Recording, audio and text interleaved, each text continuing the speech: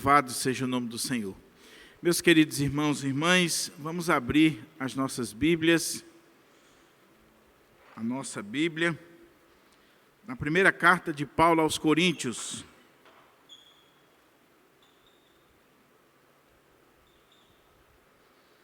Primeira carta de Paulo aos Coríntios, capítulo 4.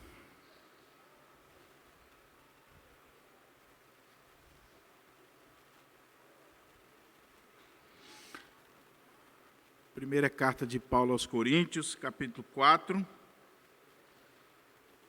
Palavra do Senhor para os nossos corações. Para aqueles que nos visitam ou que estão em casa acompanhando esta transmissão, nós estamos numa série de mensagens expositivas na carta de Paulo aos Coríntios e estamos começando hoje o capítulo 4.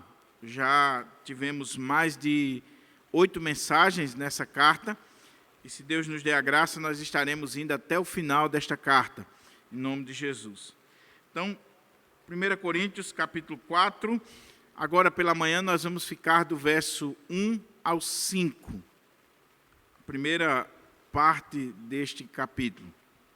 Diz assim: portanto, todas as pessoas devem nos considerar servos de Cristo, encarregados dos mistérios de Deus. Além disso, o que se requer de todos aqueles que têm essa responsabilidade é que vivam fielmente. Quanto a mim, pouco me importa ser julgado por vós ou por qualquer tribunal humano. Em verdade, nem eu tampouco julgo a mim mesmo, porquanto, ainda que esteja consciente de que nada há contra mim, nem por isso me justifico, pois quem julga é o Senhor. Assim, nada julgueis antes da hora devida.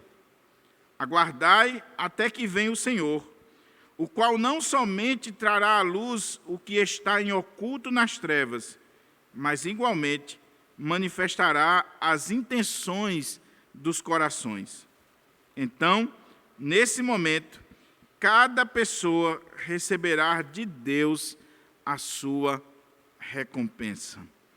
Que o Espírito Santo de Deus aplique a sua palavra nos nossos corações. Nós vamos meditar, à luz desse texto, sobre o tema o ofício de pastor, suas funções e seu julgamento. O ofício de pastor, suas funções e seu julgamento. Vamos orar ao Senhor, curva a sua fronte e peça a Deus para nos conceder a direção do seu Espírito, em nome de Jesus. Pai querido, mais uma vez estamos diante da Tua Palavra e nós carecemos da iluminação do Teu Espírito Santo. Que o Senhor possa falar ao meu coração e ao coração da Tua igreja, a partir daquilo que será extraído desse texto e aplicado para as nossas vidas. Tem misericórdia de nós, nos dá luz, discernimento, intrepidez, temor e tremor diante do Senhor e da Sua palavra. Que as palavras dos meus lábios e o meditar do meu coração sejam agradáveis na Tua presença, ó Senhor, rocha minha e Redentor meu. Amém. Amém. Mantenha a sua Bíblia aberta, por favor, para que a gente possa considerar esse texto sagrado. Meus irmãos e irmãs, o seminário é um período na nossa vida que é inesquecível. Já se vão 10 anos do seminário e quase todos os dias eu penso no seminário, eu lembro do seminário, eu lembro dos amigos, eu lembro das aulas, dos mestres, eu lembro do dia a dia do seminário, que foi marcante na minha vida. E numa ocasião como essa, e diante de um texto como esse que nós acabamos de ler, não podia ser diferente. Uma das primeiras palavras que a gente aprende no seminário da língua grega é uma palavrinha chamada pistos. Pistos. Pelo menos a minha turma ainda pegou essa tradição no seminário. Pistos. Eu lembro quando a irmã do Dr. Augusto Nicodemos, professora Suzana, que dava aula para a gente de português, e a outra irmã do Dr. Augusto também dava aula de inglês, Sandra. Quando Suzana, seguindo uma longa tradição no seminário, desde a época do Dr. Francisco Leonardo Chauik, que é o sogro do reverendo Augustus, Dr. Francisco, quando foi professor e diretor do seminário, ele tinha uma prática que toda aquela geração acompanha. Suzana chegava na sala de aula e colocava no cantinho do quadro assim a palavra pistos. E ela dizia: é só isso que eu espero de vocês. Pistos. Primeira palavra que você vai aprender no seminário. Você pode ter enganado o conselho, a igreja, você pode ter enganado o presbitério, você pode estar enganando todo mundo, mas eu quero isso aqui de vocês, e se eu não encontrar isso aqui em vocês, vocês serão punidos. Pistos. O que isso tem a ver com o texto? O texto que nós acabamos de ler inicia a última parte daquele bloco primeiro da carta aos Coríntios. Capítulo 1, 2, 3 e 4. Que trata do problema das divisões na igreja de Corinto. É o bloco temático, o primeiro bloco temático da carta. Nesses 4 capítulos, Paulo está tratando das divisões. E ele levantou o assunto das divisões, ele disse como foi informado a respeito daquelas divisões, e ele usa argumentos para combater aquela divisão na igreja, ou aquelas divisões que estavam dentro da igreja. Ele usa a mensagem da cruz, ele usa a sua própria pregação, ele usa vários argumentos teológicos para combater aquele problema. E quando a gente pensa no capítulo 3, que Paulo chegou ao final da sua argumentação, porque se você olha, capítulo 3, do 18 ao 23, onde Paulo parece que chegou ao clímax da sua argumentação. Porque Paulo, no capítulo 3, ele vai mostrar que aquelas divisões eram fruto da carnalidade da igreja, de infantilidade, de carnalidade, de pecado no coração daqueles irmãos. E ele conclui o capítulo 3 chamando atenção para algumas coisas. Ele diz: vocês não entenderam o que são os pastores e o que é a igreja. A causa das divisões aí é uma má compreensão, uma compreensão equivocada do que seja os ministros de Deus e a própria igreja de Deus. Toda vez que você vê problemas na igreja, pode ter certeza que, dentre tantos outros motivos, o que está por trás é uma falsa compreensão do que é o pastor e do que é a igreja. A pessoa não tem noção ainda dessas duas coisas. E aí Paulo vai argumentar da seguinte forma. Ele vai dizer que os pastores, os líderes, os obreiros da casa do Senhor, eles são apenas servos. Ele usou isso no capítulo 3. Servos numa fazenda. Eles são diaconoi, ou estão a serviço. Ele não está falando ali do ofício de diácono, embora ele use a palavra diaconoi. Eles são servos que estão a serviço nessa grande fazenda. Isso é um pastor, um servo a serviço do Senhor na sua lavoura. Depois ele usa a imagem de um edifício. E ele diz que nós somos esses trabalhadores que estão construindo esse edifício, que já é uma imagem do templo. Os estudiosos dizem que Paulo estava pensando no templo quando ele fala de edifício, porque nos versos seguintes, concluindo o capítulo, ele chama a atenção para o templo. Ele diz que a igreja é o santuário de Deus, e que aquele que tentar destruir o santuário de Deus, Deus o destruirá. Então ele usa imagens para falar da igreja. A igreja é uma lavoura, a igreja é um edifício, a igreja é um templo. O que são os pastores? São servos na lavoura, são empregados na construção, são os arquitetos, os engenheiros, os mestres de obras da construção, e são os líderes, os sacerdotes na casa do Senhor, que devem lutar para que a casa do Senhor seja cheia do Espírito Santo. E aí ele conclui o capítulo 3 com um argumento muito forte. Olha o que diz aí, capítulo 3, os penúltimos versos. Ele diz assim: portanto, nenhuma pessoa deve se orgulhar dos homens, porque tudo vos pertence, seja Paulo, seja Apolo, seja Pedro, seja o mundo todo, a vida, a morte, assim como o presente ou o futuro, tudo o que existe é vosso, e vós sois de Cristo, e Cristo de Deus. O que a igreja estava dizendo? Eu sou de Paulo, eu sou de Apolo, eu sou de Pedro. Aí Paulo diz: vocês entenderam tudo errado.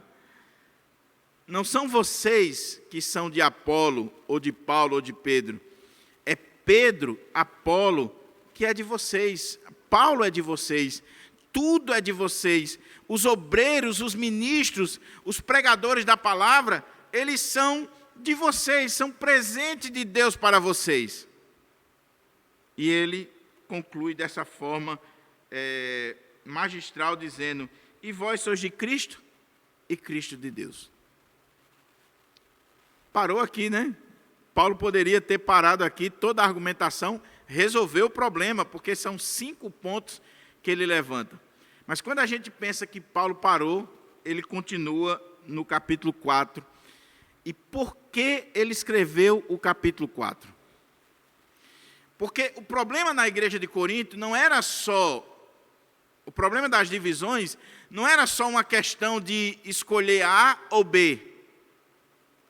O problema da igreja de Corinto era uma rejeição ao apóstolo Paulo. Falsos mestres, falsos líderes haviam se infiltrado na igreja de Corinto e estavam minando o ministério de Paulo, colocando em xeque o chamado, o apostolado, a pregação, a vida do apóstolo Paulo. Então, toda vez que a igreja dizia assim: eu sou de Apolo, estava dizendo o quê? Eu não sou de Paulo. Eu sou de Pedro, eu não sou de Paulo. Eu sou de Cristo, eu não sou de Paulo. Tinha um grupo na igreja que dizia que era de Paulo, que estava sendo fiel a Paulo, sim, mas a grande maioria estava rejeitando o apóstolo Paulo. É esse o problema. E no capítulo 4, Paulo vai tratar especificamente dessa questão. Porque o que está por trás aqui, meus irmãos, e isso é muito sério, e nas cartas de Paulo isso é ressaltado muitas vezes, e o reformador João Calvino, no seu comentário, é muito feliz quando ele destaca, praticamente em todas as introduções das cartas, esse ponto. Por que Paulo vai defender o seu apostolado, o seu ministério, no capítulo 4? Para tratar desse tema das divisões. Porque quando você coloca em xeque a vida do obreiro, você destruiu também a mensagem que ele prega. O que está em jogo aqui não é só a vida de Paulo, o chamado de Paulo, mas o que está em jogo aqui é a pregação do evangelho na cidade de Corinto, que foi feita por Paulo. Se Paulo não é um verdadeiro apóstolo, se Paulo não é um homem de Deus, se Paulo não é aquilo que diz ser, e a igreja estava certa no seu julgamento em relação a ele, a mensagem de Paulo também está comprometida. Por isso que quando a gente pensa que Paulo parou no capítulo 3, no capítulo 4, ele lembra de que havia um problema de rejeição em relação a ele, pessoalmente, e ele vai tratar e vai defender o seu ministério apostólico. E esse capítulo, meus irmãos, é extremamente interessante. Versos 1 a 5, Paulo vai dizer o que é o pastorado, qual a função de um pastor e qual o julgamento que um pastor passa, ou quem pode julgar os pastores. Do verso 6 ao 13, Paulo vai usar aqui de um recurso de retórica, de ironia, para chamar a atenção daquela igreja. Ele vai falar especificamente do seu apostolado, e ele vai dizer, olha, vocês já estão reinando, vocês já estão lá, vocês são da prateleira de cima. Agora, nós, os apóstolos, eu tenho por mim que Deus nos chamou para ser o lixo do mundo, a escória desse mundo, e nós somos a ralé. Vocês não, igreja de Corinto, vocês são top. Nós somos o lixo. E é claro que Paulo está usando aqui de ironia. É um dos textos mais irônicos da Bíblia. Se você não lê esse texto como ironia, você não entende esse texto. Versículo 6 ao 13, Paulo está sendo irônico com a igreja. Só que como ele foi irônico, e você sabe que a ironia fere, porque inclusive é uma discussão muito grande, né? Até que ponto nós podemos usar de ironia? Em alguns momentos a gente pode usar de ironia. O próprio Deus usa até de sarcasmo, quando diz que Deus zomba dos ímpios, ri dos ímpios. Deus diz coisas nos salmos em relação aos ímpios que chamam a nossa atenção. Só que Paulo fez isso, versículo 6 ao 13, e do versículo 14 até o 21, o coração pastoral falou mais alto. Porque depois que ele foi irônico com a igreja, ele termina dizendo que o pastor é um pai. E ele vai falar para a igreja de Corinto como um pai.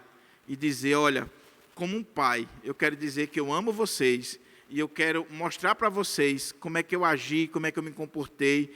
E como um pai, eu quero também dizer para vocês que eu estou pronto a disciplinar vocês. Porque o verdadeiro pai disciplina. Por isso que ele termina esse capítulo 4. Olha aí como é que ele diz o último versículo. O que preferis? Devo ir visitar-vos com a vara da disciplina ou com amor e espírito de mansidão? Do 14 a 21, ele está falando que o pastor é um pai, mas ele termina dizendo assim, é um pai que disciplina. Porque o pai que não disciplina seu filho, ele não ama seu filho.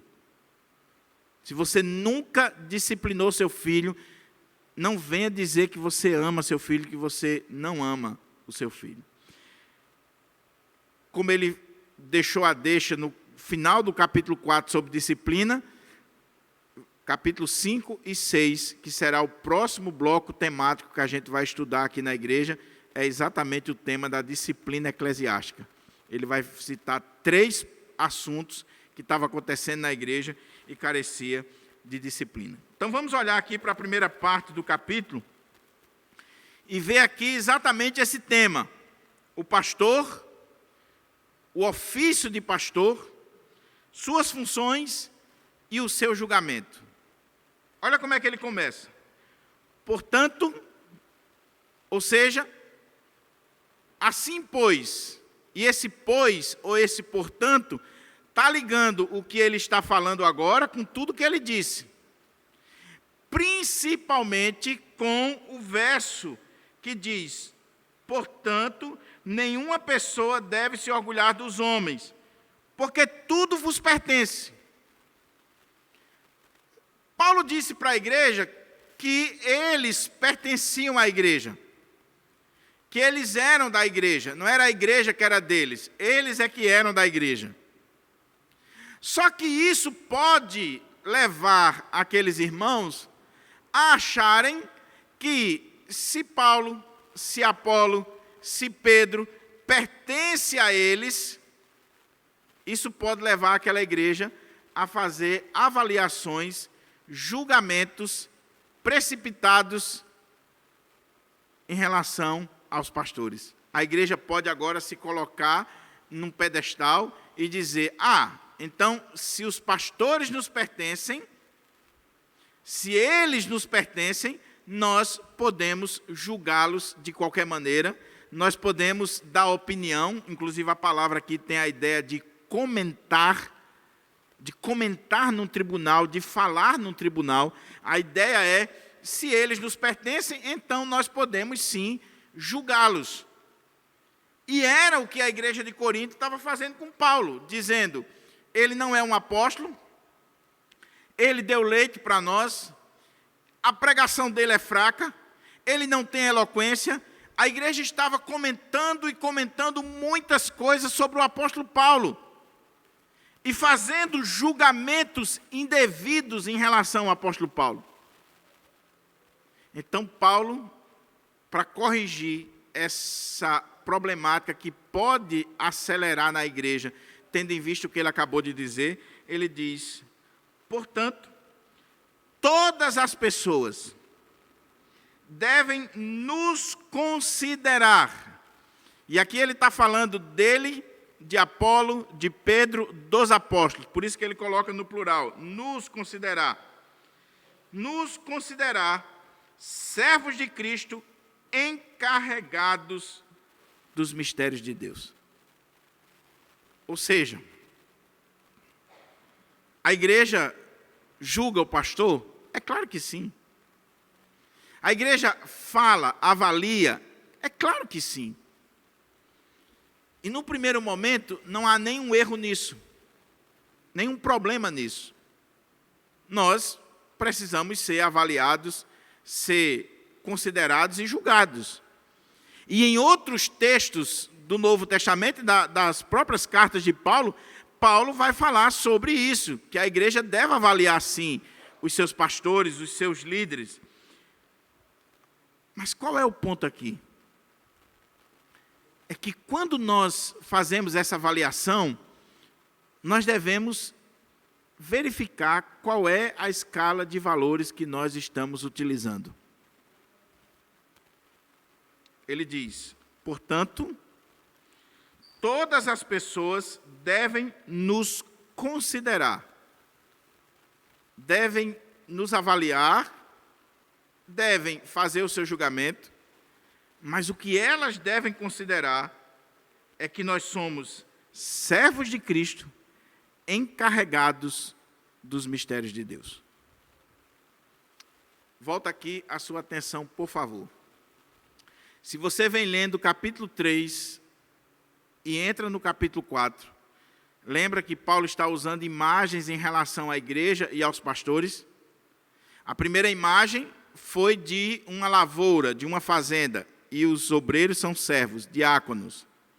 A segunda imagem de um edifício, e os pastores e os obreiros são os arquitetos, os trabalhadores, os mestres de obra. A terceira imagem foi do templo. E aqueles que procurarem destruir esse templo, Deus vai destruir. Só que agora Paulo dá uma guinada extraordinária na imagem, e ele sai da fazenda, da construção, e ele vai para o ambiente da casa, e também ele vai usar uma imagem dos escravos ou dos servos mais humildes na época do contexto greco-romano. Por quê? A palavra que ele usa aqui para servo não é a mesma que ele usou no capítulo 3. E não é por acaso que Paulo está fazendo isso. Lá no capítulo 3, a palavra que ele usou e que é traduzida como servo é diakonoi, de onde vem a nossa palavra diácono. O que é um diácono? Aquele que serve, é um servo que está a serviço. Mas existia outra palavra, que é a que Paulo está utilizando aqui, para servo, que em alguns momentos é traduzido como ministro, como servos, é a palavra hiperetes na língua grega. E o que era um hiperetes? Quem gosta de assistir filme aqui vai lembrar muito bem. No contexto greco-romano, principalmente aqui nessa região de Corinto, os gregos criaram um barco que era chamado trireme, e que esse barco era praticamente invencível nas batalhas. Por quê? Por ser veloz mais do que todos os outros barcos que existiam na época. Eles inventaram um barco, uma embarcação, que na parte inferior do barco, eles colocavam, vamos dizer, 50, 100 escravos, remando. Então, esse barco enorme, com vários escravos remando, ele ganhava uma velocidade muito maior do que os outros barcos. Imagina aí um barco sendo remado por 100 escravos.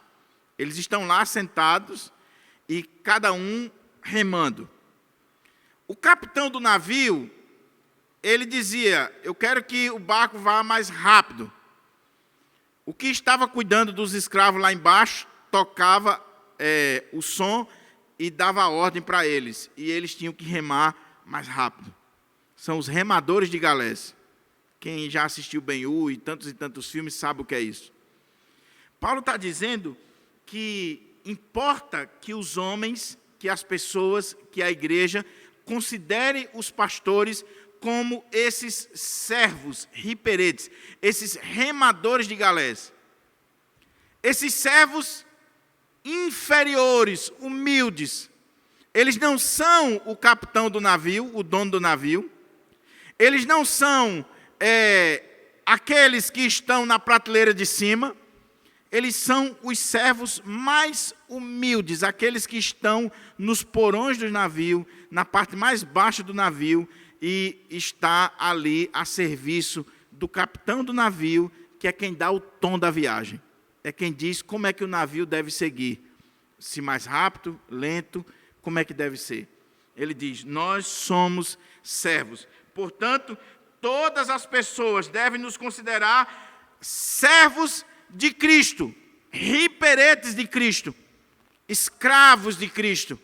Esses escravos humildes que estão ali prestando serviço nos navios. Mas é interessante que imediatamente Paulo usa outra palavra. Paulo tinha uma cultura, e é claro que o Espírito Santo de Deus também abençoando a mente desse homem. Ele diz que esses servos de Cristo, que ele está usando a imagem dos navios, dos remadores de galés, eles são encarregados dos mistérios de Deus. E aí ele muda a palavra. E qual é a palavra que ele utiliza aqui? É a palavra oikonomos. O que é um oikonomos? Oiko é casa. E nomos, o administrador da casa. A ideia é um escravo, por isso que é servo, por isso que ele está lembrando do servo. Mas nas casas greco-romanas existia o escravo que cuidava dos demais escravos e de tudo naquela casa.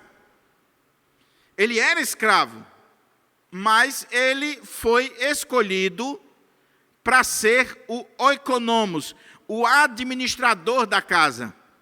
Lembra de José no Egito? Então, Paulo está dizendo que os pastores, eles são servos.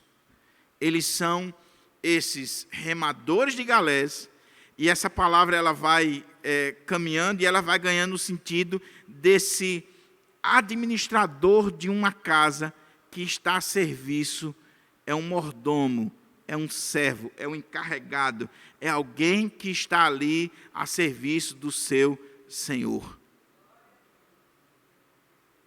Agora faz sentido ler o texto, né? Portanto, todas as pessoas devem nos considerar servos de Cristo, encarregados dos mistérios de Deus. Enquanto o oikonomos, o servo nas casas greco-romanas, eram encarregados, que outra tradução aqui para esse texto é a tradução dispenseiros. Enquanto eles eram encarregados da dispensa, da administração, do cuidado da casa, de toda a alimentação daquela casa, nós, os pastores, eles são dispenseiros, eles são servos encarregados de Cristo Jesus. Que coisa extraordinária. O que é um pastor? O que é um ministro do Evangelho? Ele é servo de Cristo. Ele é um despenseiro, um encarregado, um mordomo, um oikonomos dos mistérios de Deus. E olha a palavra mistério aqui, porque ele está lembrando o que ele falou anteriormente. Qual foi o mistério que foi revelado? Cristo, o Evangelho. Os mistérios de Deus aqui é tudo aquilo que ele já disse lá no capítulo 2. Essa sabedoria de Deus, o Evangelho que foi revelado em Cristo Jesus. É mistério porque estava oculto ao longo das eras, mas Deus nos revelou pelo seu Espírito. Então, toda vez que você pensar num pastor, o que é um pastor? É apenas um servo na fazenda, um empregado na construção, é um mordomo na casa do Senhor. Isso é um pastor. Agora, ele é o dono da fazenda? Não. Ele faz o que quer na fazenda? Não. Ele é o dono da obra? Não. Ele faz o que quer na obra? Ele vai fazer o projeto do jeito que ele quiser? Não. Ele é o dono da casa? Claro que não. Ele é responsável pela comida que vai para a mesa? Sim, mas não é ele que providencia a comida. Quem providencia a comida é o dono da casa. E quem diz o que vai para a mesa não é ele, é o dono da casa. Esse é o ponto. A despensa, ela vai ser cheia de acordo com aquilo que o dono da casa quer. E a comida de acordo com o que ele quer. Ele é apenas um administrador, um servo, um mordomo que está administrando e cuidando daquela casa para o dono, que é Cristo. Aí, com essa imagem em mente, olha o que Paulo diz no versículo 2. Além disso, o que se requer dos despenseiros, ou de todos aqueles que têm essa responsabilidade, é que sejam encontrados fiéis. O que se requer dos despenseiros é que eles sejam encontrados fiéis. O servo na fazenda, o trabalhador na construção, o mordomo na casa, ele vai ser colocado ali e ele precisa ser fiel. E a palavra que Paulo está utilizando aqui é exatamente a palavrinha que eu disse, pistos. O que se requer dos despenseiros, dos encarregados, dos servos de Cristo, é que eles sejam pistos, fiel. Que eles sejam fiéis. Veja, meus irmãos, por que Paulo está dizendo isso? Lembre-se que o contexto é que a igreja estava julgando o apóstolo Paulo, e o capítulo vai deixar muito claro isso. E o que a igreja estava julgando em Paulo? A igreja estava julgando em Paulo que Paulo não era um pregador eloquente. A igreja estava julgando em Paulo que a sua mensagem era leite. A igreja estava comparando os obreiros e tomando partido entre os obreiros, fazendo julgamentos dos obreiros, avaliações. E Paulo vai dizer, não há problema em você fazer avaliação ou julgamento, mas o que a igreja pode e deve verificar é se esse obreiro ele está sendo fiel. E outra coisa, não é pura e simplesmente fiel a ela, é fiel ao dono da casa. É fiel a Cristo, aquele que chamou. Esse é o ponto. Então ele diz, além disso, o que se requer de todos aqueles que têm essa responsabilidade é que vivam fielmente, que sejam fiéis. Não eloquência, não sucesso, não capacidades extraordinárias, não um ministério conhecido mundialmente. O que a igreja deve e precisa buscar nos pastores é a fidelidade. Fidelidade na administração dos mistérios de Deus, na proclamação do mistério de Deus. Na hora que o dono da casa escolhia dentre os escravos um escravo e dizia, a partir de hoje você vai ser o meu escravo mor, você vai ser o oikonomos, o administrador da casa. A única coisa que aquele senhor queria é que aquele escravo fosse fiel a ele. Fiel à comida que ele botou na despensa, que deve vir para a mesa. Fiel no tratamento para com os demais escravos. Fiel na tarefa que lhe foi dispensada. Mas a igreja de Corinto estava entendendo tudo errado. Paulo era fiel. Paulo era um pregador fiel. Paulo expunha a palavra de Deus. Paulo estava falando dos mistérios de Deus. Paulo estava ensinando o evangelho para aquela igreja, pregando Cristo para aquela igreja, mas aquela igreja, com o seu julgamento indevido, com a sua avaliação indevida, e agora que Paulo disse que era deles, poderia piorar, aquela igreja estava olhando para Paulo, olhando para Apolo, olhando para Pedro e fazendo julgamentos em coisas que são periféricas. Quando a igreja avalia um pastor, ela não deve avaliar porque ele é doutor, porque ele é famoso, porque ele tem um ministério grande. A igreja deve perguntar, ele é fiel? Ele é fiel quando ele tira o alimento da despensa e coloca na mesa? Ele é fiel quando ele expõe a palavra de Deus para o rebanho? É isso que a igreja tem que avaliar. Exclui as outras coisas? Não. Não é que exclua as outras coisas. Pecado tem que ser tratado e tantas outras coisas têm que ser avaliadas. Mas o ponto aqui é, cuidado para você não estar julgando os obreiros por coisas que são periféricas e você pode estar descartando ou cancelando um obreiro, mesmo ele sendo fiel à palavra de Deus.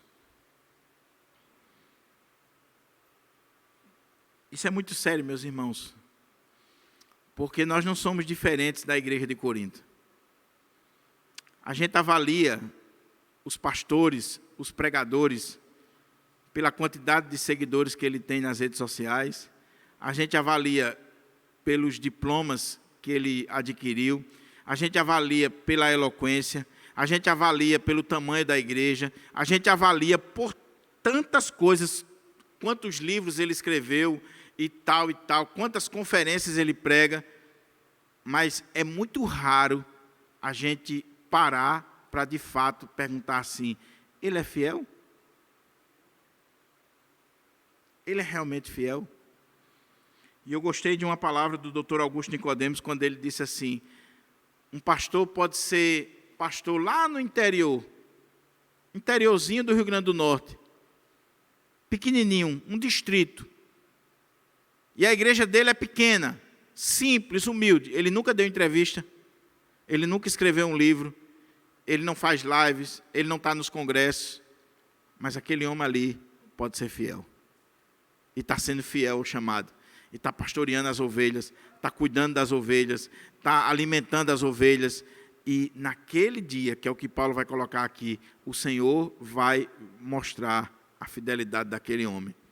E o outro bacana pode ser escritor, conferencista, doutor, pode ser isso, aquilo, outro. A igreja está bombando, ele é o cara aclamado, milhares de seguidores, mas ele fazia tudo para a sua própria glória. Ele não era fiel ao Senhor. Ele não era fiel na administração da casa do Senhor. Ele fazia tudo para a sua glória. Aí Paulo diz, cuidado, veja a fidelidade do obreiro. Portanto, todas as pessoas devem nos considerar servos de Cristo, encarregados dos mistérios de Deus. Além disso, o que se requer de todos aqueles que têm essa responsabilidade é que vivam fielmente. Que vivam fielmente. Em nome de Jesus, avalie isso nos seus pastores. Avalie isso na liderança. Reforço. Pecado tem que ser punido, tem que ser tratado. Mas o ponto aqui não é esse. O ponto aqui é avaliações indevidas, comparações indevidas. É elogiar um em detrimento do outro, porque os ministérios são diferentes. A gente precisa parar para refletir. Aí Paulo, ele falou o que é o pastor, ele falou qual a função do pastor, ele é esse oikonomos, ele é esse despenseiro, esse mordomo que cuida da casa e que serve a comida. Aí ele diz, agora eu queria colocar uma coisa para vocês. O julgamento dos obreiros, dos pastores, geralmente acontece por 3 viés. E Paulo vai falar desses 3 viés aqui.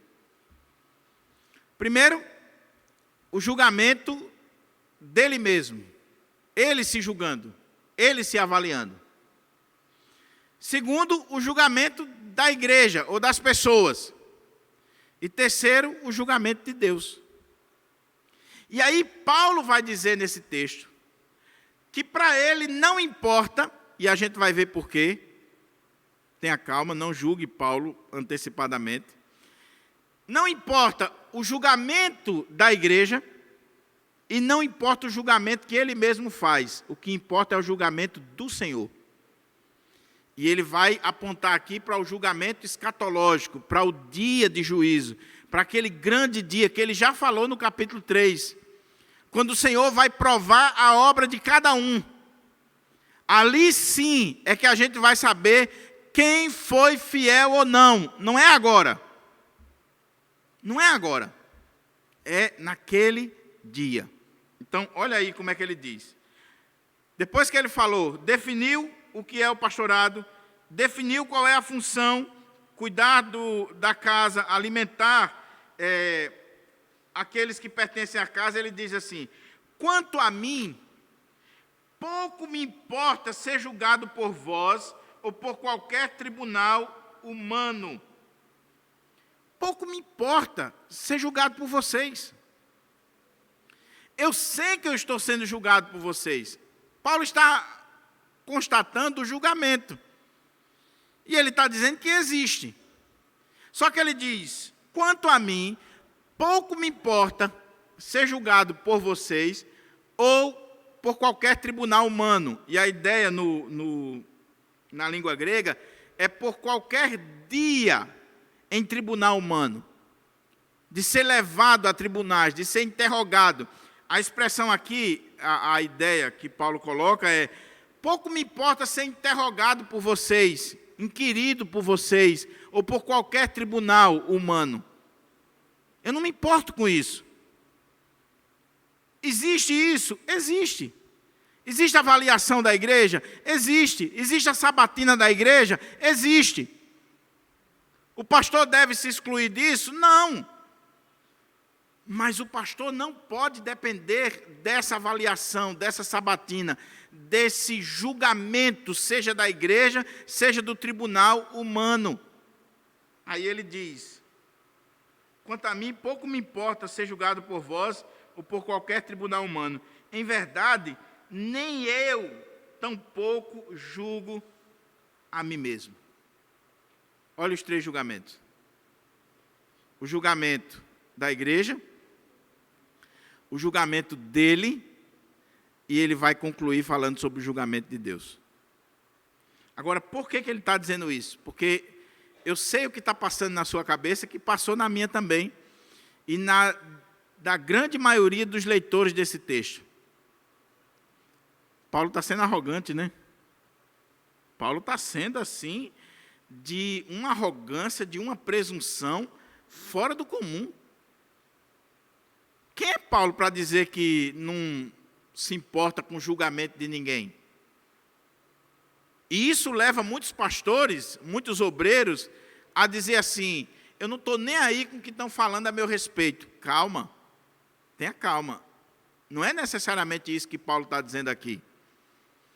A avaliação da igreja, o julgamento da igreja é importante em muitos momentos. E em outros textos, Paulo vai colocar isso. Mas o que Paulo está fazendo aqui, meus irmãos, é colocando não só ele no seu devido lugar, mas a igreja no seu devido lugar, nesse aspecto de julgar a fidelidade ou o ministério de alguém. Então ele diz: porquanto, ainda que esteja consciente que nada há contra mim, nem por isso me justifico, pois quem julga é o Senhor. Ou seja, o que é que Paulo está dizendo aqui? Qual é o julgamento que verdadeiramente importa? É a sabatina da igreja do Pirangi? É o julgamento no plenário do presbitério? É o julgamento nas redes sociais? O cancelamento que é feito hoje nas redes sociais? Ele diz: pouco me importa ser julgado por vocês, ser julgado por mim mesmo, porque quem julga, quem vai julgar de fato é o Senhor. Ou seja, nesse aspecto, o que Paulo está dizendo é: existe avaliação? Existe. Agora, pastor, não dependa dessa avaliação. Se avalie diante de Deus. O que ele está dizendo é que a avaliação da igreja, ela pode ser indevida, e a minha própria avaliação pode ser indevida. Eu posso estar fazendo uma avaliação de mim mesmo, como ele está dizendo aqui, a minha consciência não está acusando, eu estou achando que estou fazendo um ministério maravilhoso, e naquele dia o Senhor vai dizer: foi palha, foi feno, foi madeira, não foi ouro. E provou no fogo e mostrou. Mas eu achava que estava abafando. Eu achava que estava fazendo a coisa mais certa. Paulo está dizendo: nós precisamos ter consciência de entender que o nosso julgamento pode ser errado, pode ser precipitado, pode ser indevido, e a gente precisa ter muito cuidado, porque quem pode fazer o julgamento correto é só o Senhor. Irmãos, isso aqui é muito sério, porque nós somos muito rápidos, céleres, para abrir a boca e dizer que fulano não é um homem de Deus, que não é um servo do Senhor, para fazer esse tipo de julgamento em relação às pessoas. E Paulo está dizendo: você não pode fazer isso. Você não pode e não deve fazer isso. Porque esse oikonomos, esse servo, não é seu, é de Cristo. Quem avalia o servo não é você, é Cristo. E Ele é quem sabe. Ele é quem sabe. Há poucos dias uma pessoa chegou atrasada no trabalho e o outro funcionário disse assim: chegando atrasado, né? E ele disse assim: ainda bem que eu não lhe devo satisfação, eu devo satisfação ao dono. Você é empregado como eu. É isso que Paulo está dizendo aqui, meu irmão. O que Paulo está dizendo aqui é: a igreja precisa avaliar, sim, Mas cuidado para a sua avaliação não estar indo além do que você pode avaliar. Só quem pode dizer se é servo, se não é servo, se é fiel, se não é fiel, é o Senhor. Eu também não posso me julgar, porque a minha consciência pode estar tranquila, eu posso estar justificando a mim mesmo, mas naquele dia o Senhor vai mostrar. Aí ele diz, assim, nada julgueis antes da hora devida. Oh, meu querido irmão, minha querida irmã, a gente precisa esperar esse dia. A gente precisa deixar que Deus, de fato, diga quem é quem. Não sou eu que vou dizer. Não é você quem vai dizer. Você não pode dizer que fulano é um grande homem de Deus, é um servo fiel. Por que você está dizendo isso? Por causa das pregações dele, por causa dos livros, por causa do ministério, do tamanho da igreja, e você afirma que aquela pessoa ali é fiel. Aí o outro tem um ministério pequeno, não tem fama, não prega bem. Aí você diz, isso aqui só pode ser um amaldiçoado, isso aqui Deus não está com ele. Como é que você pode dizer isso? Como é que você pode fazer essa avaliação? Ele diz, então, não vamos julgar nada antes do tempo. Quem vai dizer que eu sou apóstolo, não são vocês, é o Senhor. Quem vai dizer quais foram as motivações do meu coração quando preguei a palavra para vocês, quando ensinei a vocês, quando plantei a igreja, não são vocês, não sou eu, é o Senhor. Então, aguardai até que venha o Senhor, o qual não somente trará à luz o que estava em oculto nas trevas, mas igualmente manifestará as intenções dos corações. Naquele dia. Lembre, meu irmão, o texto tem um contexto. E Paulo vem falando desse dia, desse julgamento, desde o capítulo 3. E lá no capítulo 3, ele diz que os pastores vão chegar diante do Senhor. Não tem nada a ver com julgamento de salvação aqui, por favor. É julgamento dos obreiros, da obra dos obreiros. Aí a igreja estava lá dizendo assim, meu pastor, ou o pastor fulano de tal, olha o tamanho da obra que ele fez, olha o ministério dele, esse é um homem de Deus, esse realmente é ungido, esse realmente é isso, é aquilo outro. Julgou pelo ministério. Aí, chegou diante do Senhor, o Senhor disse, bota no fogo. Aí o fogo... Você foi salvo, meu filho, mas o que você fez é palha. Você está salvo. Por misericórdia, por graça, salvação é graça, não é obra. Não. Você é salvo por graça, mas o seu ministério foi palha. Para cá. Aí vem aquele outro, que estava todo mundo metendo pau porque não tinha a mesma desenvoltura, o mesmo brilho. Aí o Senhor olhou e disse, prova a obra dele, ouro. Por quê? Porque ele foi aquele servo que o que estava na despensa, ele trouxe para a mesa da casa. Ele foi aquele servo que quando o capitão do navio dizia mais rápido, ele remava mais rápido, mesmo diante das suas debilidades. Ele foi aquele serviçal na fazenda que arou a terra, que colocou a semente certa, que agiu da forma correta. Ele foi aquele trabalhador na obra que não era remanchão, ele fez a coisa certa. Ninguém valorizou, mas o Senhor estava vendo o trabalho dele, a obra dele. É isso que Paulo está dizendo aqui. E ele diz que naquele dia que o Senhor vai julgar os pensamentos, as intenções do coração, só Deus julga isso. As intenções do coração. Então, nesse momento, cada pessoa receberá de Deus a sua recompensa. Cada pessoa. Como eu disse, esse texto aqui, ele é muito rico e desafiador para mim e você. pregar expositivamente é bom por causa disso aqui. Eu estou aqui exposto diante da igreja e estou pregando um sermão para mim, no espelho da palavra.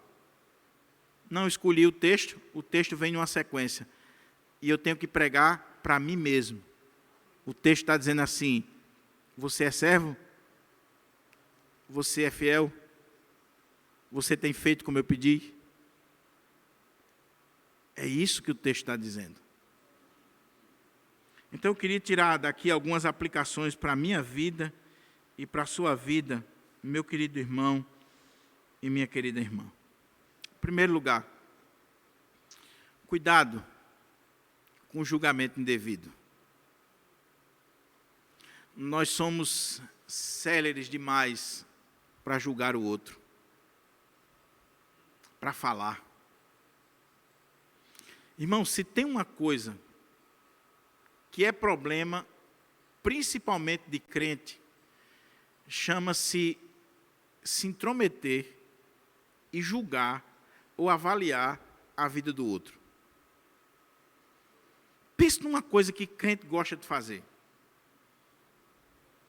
É avaliar a vida do outro, é julgar a vida do outro, principalmente dos pastores. Todo pastor sabe disso. Tem textos aí, tem reflexões na internet, falando, se o pastor vem de paletó é porque ele é orgulhoso, se ele não vem de paletó é porque ele é desmantelado, se ele prega 1 hora é porque ele é prolixo, se ele prega 20 minutos é porque ele não tem conteúdo. Nunca o pastor está no ponto. Sempre vai ter alguém reclamando e dizendo alguma coisa. Dizendo alguma coisa. Mas o ponto é, meu irmão, o que você está avaliando? O que você está julgando? O paletó do pastor? O português do pastor? Você está avaliando o tempo do sermão? Tem gente que se preocupa mais com o tempo do sermão do que com o conteúdo. O que você está julgando? O que você está avaliando?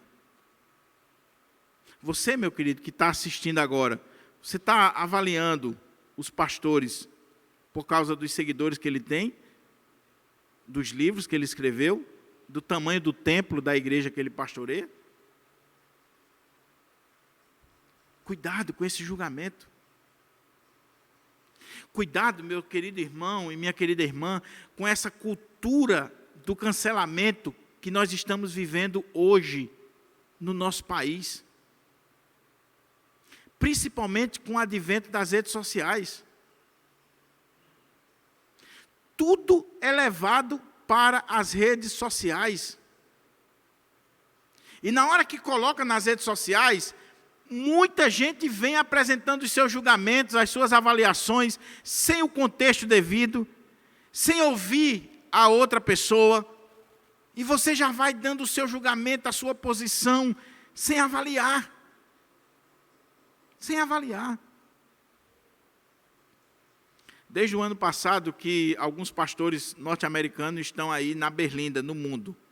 John MacArthur, Douglas Wilson e tantos outros. Até colocaram no grupo da nossa UMP um vídeo do pastor Iago falando sobre os pastores, abusadores ou que escondem abusos na igreja. E aí o pessoal fica compartilhando e jogando adiante. E eu não estou dizendo que é errado você compartilhar, não. Agora, você conhece toda a história?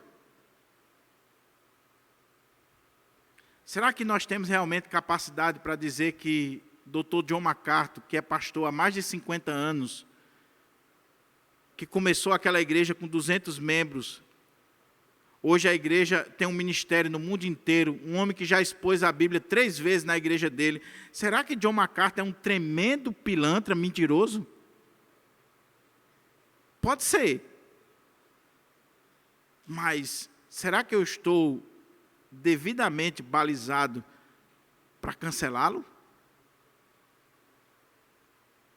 Por causa de um problema na igreja dele e que alguém disse que ele escondeu? Será que de fato ele escondeu? Será que o reverendo Douglas Wilson, um homem que tem um ministério no mundo inteiro, que a coleção dele sobre família é uma coleção que abençoa milhares de pessoas no mundo inteiro, um homem bíblico, reformado, um pregador da palavra de Deus, será que você pode chegar e dizer que ele não é um homem de Deus, simplesmente porque alguém vai e joga na internet de que ele escondeu um caso na igreja? Você participou da reunião do conselho? Você leu todas as atas? Você ouviu o tribunal? Então, cuidado para você não estar fazendo julgamento precipitado.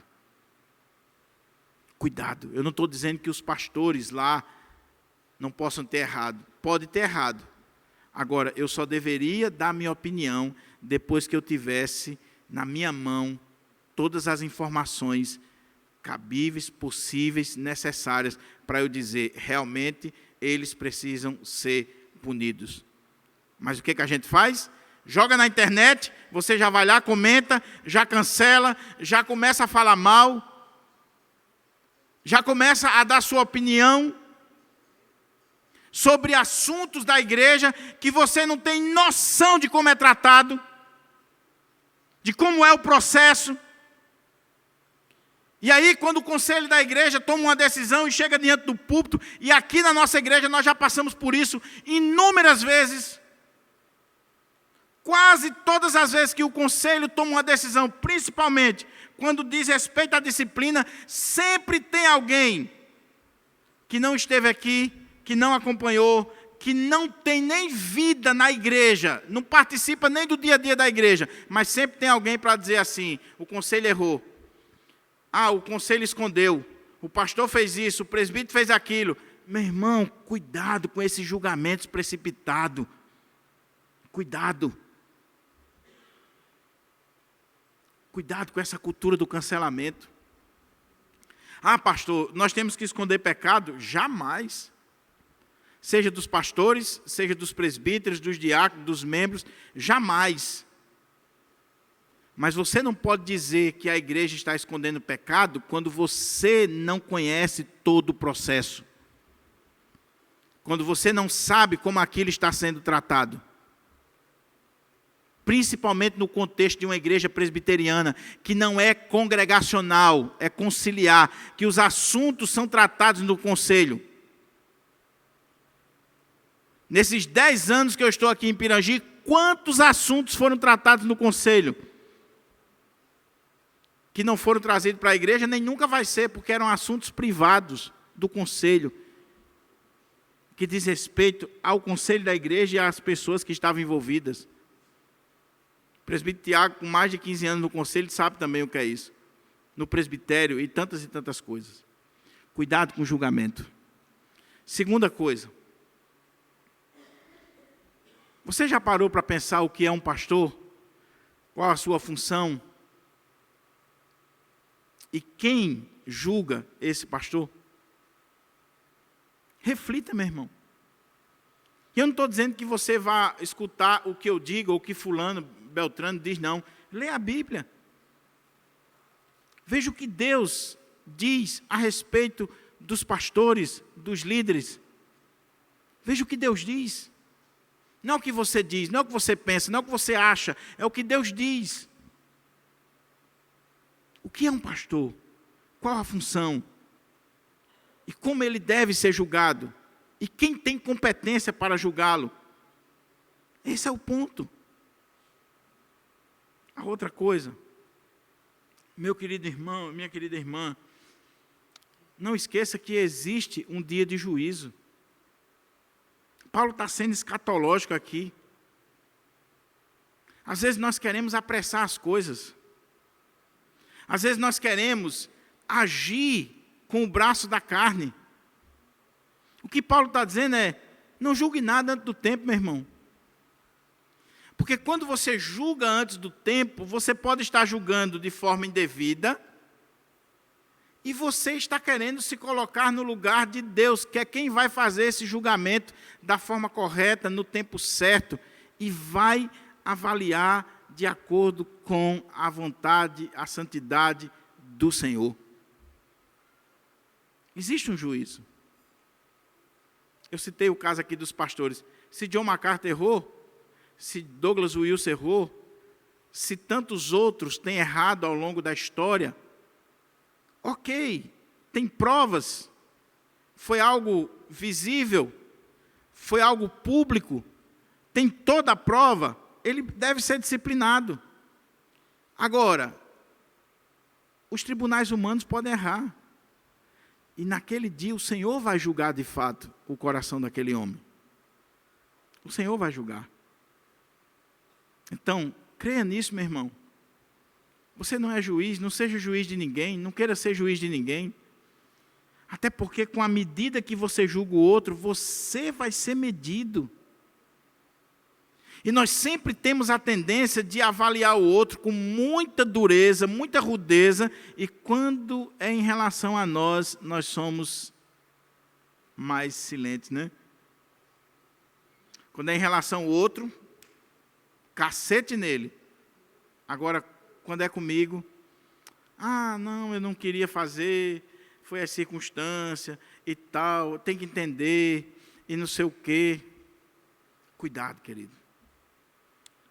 E para você, pastor, para mim que sou pastor, para os presbíteros que estão aqui, para os pregadores, meus irmãos, não é que nós devemos desprezar a avaliação da igreja. A avaliação da igreja é importante.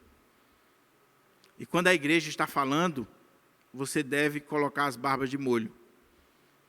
Agora, você não deve colocar aquilo ali como um peso maior.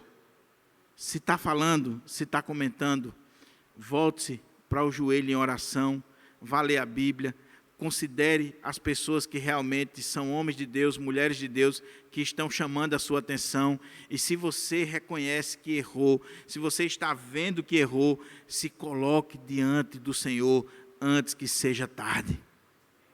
Se quebrante, ore, fale com Deus.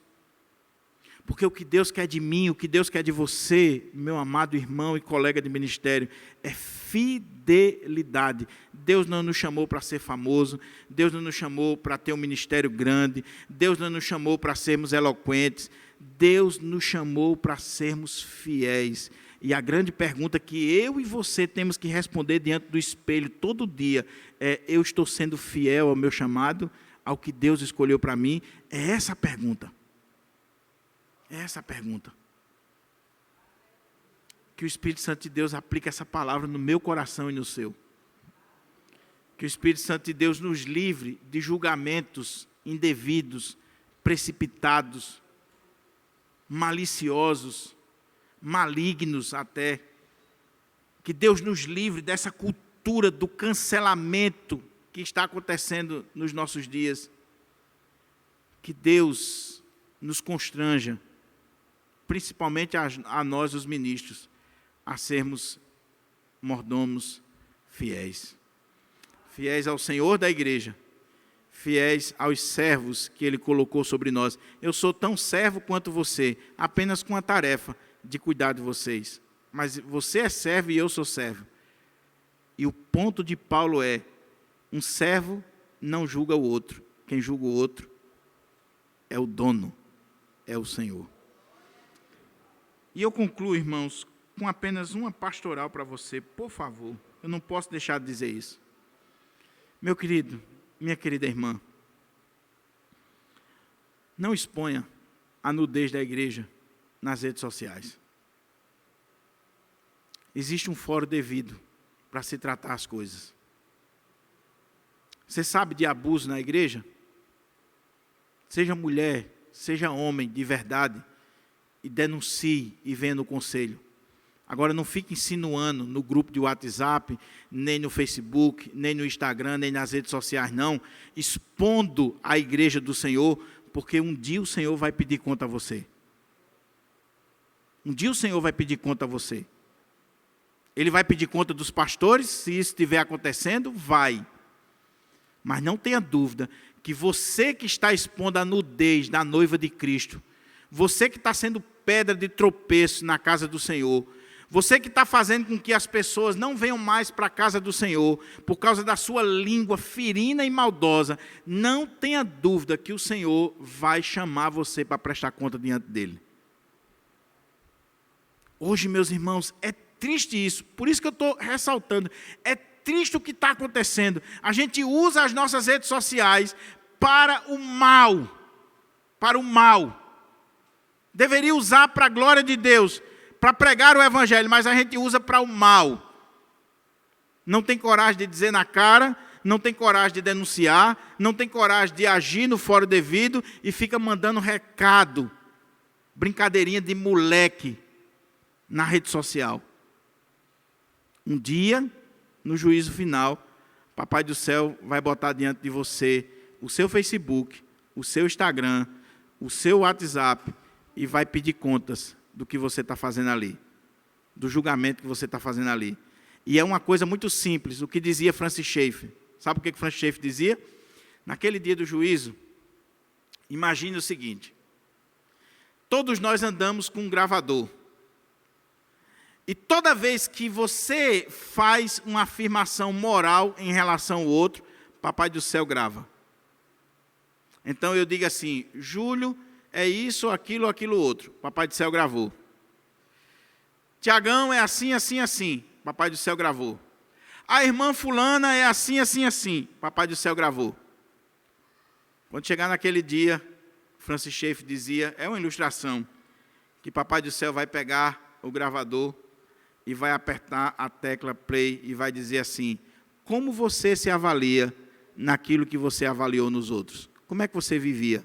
À luz do que você disse e do que você avaliou e você julgou nos outros.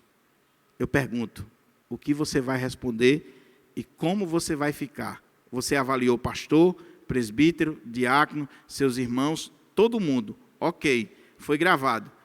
Como você vai se avaliar quando o Papai do Céu mostrar as suas falas e você mesmo sendo julgado pelas suas palavras? Vamos ficar de pé para a gente orar?